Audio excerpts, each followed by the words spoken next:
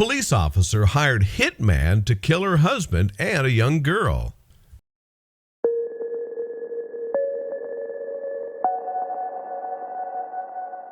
But before we start, please make sure to subscribe to Did You Know and hit the bell so you never miss an upload from us. Also, leave a like right now. Sometimes marriages end, even when they have the most promising beginnings. Despite vows being taken and the promise of till death do us part, people can change and fall out of love. However, what happens when that love turns to hate so strong, even divorce won't remedy it? For Isaiah Carvalho Jr., divorce meant the start of a new life away from his estranged wife Linda, a New York City police officer. However, Isaiah was about to get the shock of his life. Linda had been plotting a horrible fate for him. In fact, for over 5 months, Valerie Cincinnelli had been plotting with her boyfriend to hire a hitman to murder both her soon-to-be ex-husband and her new boyfriend's daughter. This story was too horrific to believe, a tale of corruption, anger, and pure vengeance. Both Isaiah and Linda had married in 2015, thinking they would spend the rest of their lives together. Linda was a successful police officer, and Isaiah was a machine operator who sold fireworks on the side. Together, they seemed like a match made in heaven. The couple seemed quite happy at first. Although Linda's job did provide a fair share of stress, the newlyweds managed to work through it. Unfortunately, things took a turn for the worse. 4 years into the marriage, Linda decided to call it quits and move on with another man. What followed was a very messy divorce that involved mediation and a lengthy custody battle for their 2 children. However, after 5 months of hell, Isaiah thought the matter had resolved itself. Linda had other plans. In fact, she hatched a diabolical scheme that would involve hiring someone to kill Isaiah and her new boyfriend's daughter. Linda wanted to start fresh and felt the only way to do so would be to eliminate them both. Linda's new boyfriend was caught in the middle of the scheme. He loved Linda, but knew that a murder-for-hire plot wouldn't be successful. Realizing she could use her powers within the NYPD to make it happen, he quickly contacted the FBI. After revealing Linda's plans to the FBI, it was decided that the boyfriend would see how far Linda would go with her plans. He would be the eyes and ears of the FBI with the plan to catch her in the act. Despite her boyfriend's initial objections, Linda wouldn't take no for an answer.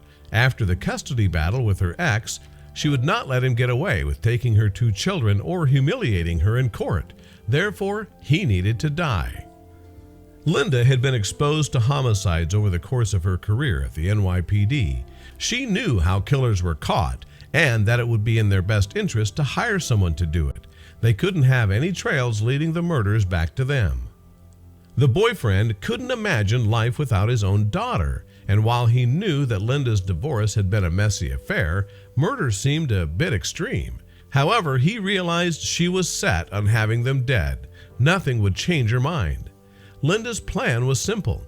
They would make her ex-husband's death look like an accident, and then the killer would run over her boyfriend's daughter outside of her school. For Linda's boyfriend, it was a scene out of a horror movie, and when Isaiah was informed of the murderous plot, he was beside himself. "It's your worst nightmare scenario," said Matthew Weiss, Mr. Carvalho's lawyer. Isaiah believes the divorce hit Linda hard. She had run into trouble with the NYPD in the past, and combined with her marriage troubles, it seems she had finally snapped. If only he knew how bad things actually were. After 5 months of planning and the FBI tracking the situation, Linda was finally ready to make her move. She instructed her boyfriend to hire the killer, but was very specific on how he should be paid. Linda's boyfriend revealed he was instructed to withdraw $7,000 from the bank and to purchase the same amount in gold coins. This would be the easiest and least trackable way to pay the killer. Meanwhile, Linda used social media to track her boyfriend's daughter and learn her routine. She wanted to know the girl's every move so the hitman could do his job properly. Everything needed to be planned perfectly for the murders to proceed without any complications. Finally, on May 13, 2019, Linda called her boyfriend and asked him to meet her to discuss the hit details. Wearing a wire, he met with her, hoping the FBI could finally get the evidence needed to take her down. After meeting up with Linda, the boyfriend stressed to her that the murder plot was too complicated and they would definitely get caught. However, Linda assured him she knew a way to make sure the murders didn't seem linked. According to Linda, the murders would take place on 2 different days. Her ex-husband would be taken out in an area she described as ghetto, therefore no one would suspect any foul play. As for his daughter, it would be a tragic hit and run, a complete fluke. No one would be the wiser. After the meeting, the FBI decided it was in their best interest to convince Linda that the murders had actually taken place in order to catch her. They asked the boyfriend if he was willing to continue with the charade, and he agreed. He wanted to see this cold-blooded monster put away for good.